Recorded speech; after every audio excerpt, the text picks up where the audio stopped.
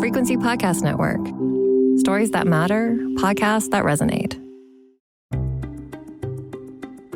In the movies, the little guy always triumphs over the soulless corporation. In this case, though, the soulless corporation is the movies, or at least the theaters that play them. And the plucky underdog is Canada's long-dormant competition tribunal. As industries in this country continue to consolidate into just a few major players, those behemoths have more power than ever before. And they will often use that power to do what they do best: extract more money in exchange for their services. It's the Competition Bureau and its commissioner and the tribunal that issues rulings on these cases that's supposed to stop them from doing that.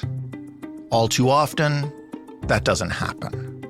But recently, the tribunal did issue its most punitive ruling ever, one that heavily fines a massive corporation for allegedly exploiting the consumer. It also sends a pretty tough message to other corporate giants who are looking to grab a little bit more from your pockets.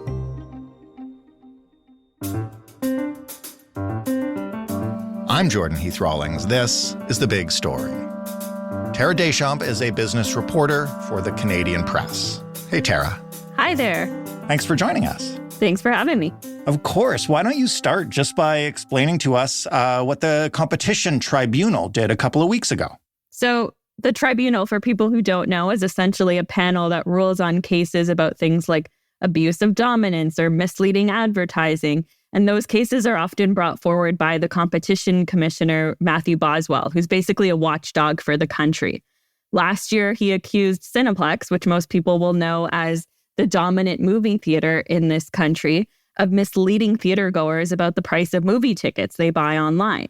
A lot of people noticed they were being charged $1.50 for every online ticket purchase they made. It was dropped to $1 for people who were part of the Scene Plus loyalty program, and it was waived completely for the people in the Cineclub subscription program. Mm-hmm. But that $1.50 charge had kind of caught the eye of the competition commissioner, who didn't think it was fair and didn't think people realized they were being charged that. And essentially, this went to the tribunal, which agreed with the competition commissioner.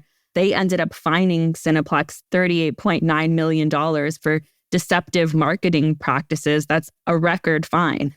Wow. Can you explain maybe for us what exactly that pricing process looked like, at least according to the Competition Tribunal, and where it went wrong? Yeah. So essentially, the competition commissioner, he claimed that the fees are deceptive because anyone going to the movies isn't presented with the full price of a movie ticket that they're buying online on the very first page they see when they go to buy tickets. Right. Cineplex discloses that there might be a fee and there's an amount a customer will pay, but the commissioner said that's below the fold, or I guess off the screen for most moviegoers. So by the time they get to the page where they see what the final ticket price is, they might not have done the math and realized there's an extra $1.50 there. And there was also a countdown timer kind of urging you to move ahead in the process, not to leave the seats. And I guess that's the difference, because I was thinking as I was reading this story that, this happens all the time, right? Everybody knows Ticketmaster, for example, does this routinely. But then I'm thinking about it, and as much as those fees might be exorbitant, they are right under the price of the ticket, and it gives you that total, right? And that's the difference, I guess? Yeah. And I mean, when you look at what a company like Ticketmaster would do, oftentimes the fee is not $1.50. And so you notice it. It's a much bigger jump. Right. Whereas with it being $1.50, you might not have detected that. What exactly is that $1.50 supposed to be for? So the $1.50, when it was implemented, they said it was supposed to help Cineplex further invest and evolve digital infrastructure. And I think at the time they told us it would be for website upgrades, and they didn't really specify more beyond that. Huh. And is that typical for these kind of fees that, again, we've all just become, I think, so used to paying anytime we make an online transaction? Well, Cineplex had introduced years ago processing fees for online ticket sales. And eventually they eliminated it around the same time that they really started pushing moviegoers to just buy their tickets all in advance.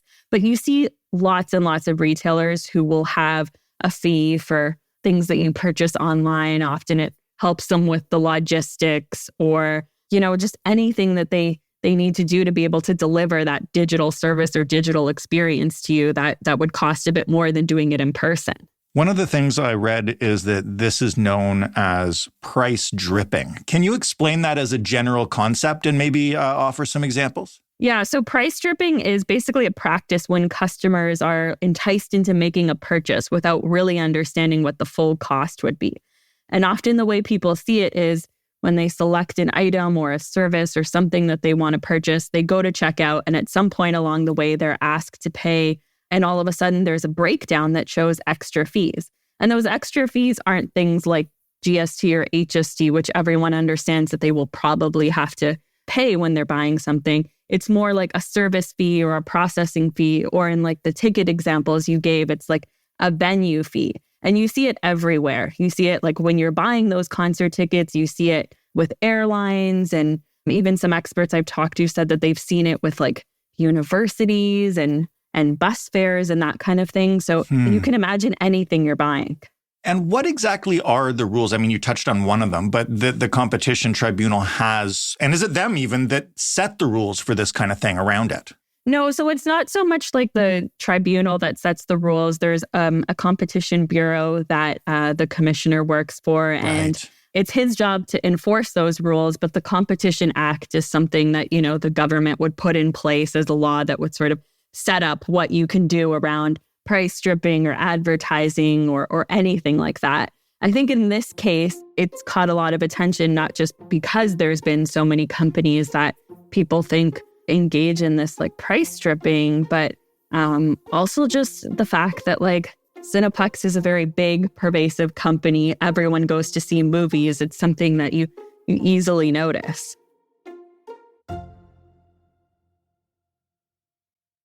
What does Cineplex say in its defense? Cineplex, as you would probably guess, says they're not price stripping. They say there's nothing misleading about how they display online booking fees and the total online price for customers purchasing through the website. And they point out that you can go in person to a theater and buy a ticket and not be charged that $1.50. So they say there is an alternative. And I guess the movie theaters, with the exception of very few, are not exactly selling out these days still, right? So that's probably still the best option? Yeah, I think that for them, like the Barbie moment, when everyone rushed to theaters, isn't the reality for them from day to day. And for Cineplex, they had some additional like interesting challenges. Obviously, from the pandemic, they were closed for long periods of time and couldn't operate. And for Cineplex specifically, they were in the middle of a period when they were actually trying to sell the business to a UK theater giant called Cineworld. The pandemic essentially blew up that deal, and they wound up in court for a long time. So for Cineplex, there's been a lot of challenges between all of that and the rise of streaming that I think have made it really important for them to not want to pay this kind of fee that they have. They're appealing it now, the decision from the tribunal. You mentioned this is the largest fine the tribunal has issued. How common is it for them to actually issue rulings like this? Like, I mean, obviously, I don't follow this very closely, but I don't remember many. It takes a lot for them to be able to bring a case against a company. They have a few that they've been pursuing against some big giants like Amazon, for example, and they can go on for years. But they recently had some changes in the legislation that made it easier for them to recognize drip pricing as a harmful business practice. And that really helped them be able to pursue this case. There have been other cases, though, that have gone before the tribunal that have resulted in fines. It's just they've really been able to charge more now or offer more of a penalty now. And how did this end up before the Bureau or the Commissioner in the first place? Is this the kind of thing that begins with average citizens complaining, or what? It can. I don't think we know too much about the origins of the case. There is a process where there's a form on the Bureau's website. You can fill it out and report to them everything from like price stripping to like price fixing or bid rigging or anything like that. And they walk you through all the issues that they would cover or don't cover. And I suspect what happens from there is they look at the complaints and decide what fits their mandate and start investigating whether the complaint has merit and should be pursued. But from what I understand, it's also possible that there are things that catch the Bureau's eye just in the course of them doing business or going about their daily lives. And if there's enough merit to those things that they notice, they can bring a case as well. Right. So I'm not sure whether it was a public complaint or their own sort of observations that triggered this. What kind of precedent does this set? What's the reaction been just sort of in general business circles? I mean, is this a precedent? Will people sit up and take notice? Most importantly, other companies that, are kind of edging on the brink of this, maybe not?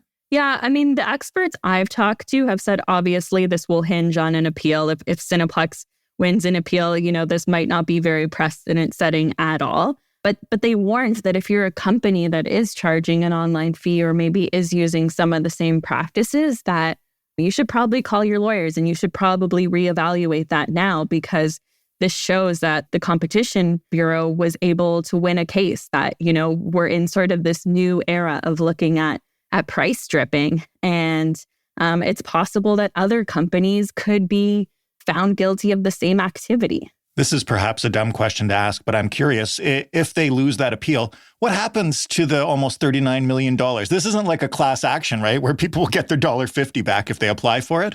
You're right. This is the number one question people have been asking me, knowing that I've been reporting on this story. I bought 6 tickets. Where's my $9? Exactly. That's what I've been asked. And the short answer, from what I can tell, is it's not like a class action. You probably aren't going to get $1.50 back or whatever it is. The remedy they got from the tribunal is called an administrative monetary penalty. And basically, it's paid back to the government in a way, in sort of like these general coffers. But eventually, they're making some changes to the Competition Act. And there's apparently a new restitution remedy. One lawyer I talked to told me that it could eventually be used to give affected people money, but it doesn't come into effect until next June. So I don't know that you'll have much hope in this case. Last question then. What happens next in the appeals process? Do we have a timeline for this? Where does it actually go once it's gone through the competition tribunal? Who makes that final call? I don't have a great sense of this yet. I think part of the trouble is that Cineplex hasn't filed that appeal yet. We don't know how soon they will, and we don't know what grounds they'll even use. I was hunting around a bit on the competition tribunal's website to see if there was a process that was outlined, and I wasn't able to find something. But I imagine that once we get that appeal in hand, then we'll have a sense of how fast and how this will play out. Tara, thank you so much for this. It's fascinating. Thanks for having me. Tara Deschamps, reporter with the Canadian Press. That was the big story. For more from us, head to thebigstorypodcast.ca, where you will find a Contact Us page if you want to send us some feedback, or you can do that just by writing an email. The address is hello@thebigstorypodcast.ca. You can also call us up on the telephone. We won't answer, but our voicemail will, and we all listen to every one. The number there is 416-935-5935. The Big Story is available in all your favorite podcast players, even the ones you might not like. We're everywhere. Thanks for listening. I'm Jordan Heath Rawlings. We'll talk tomorrow.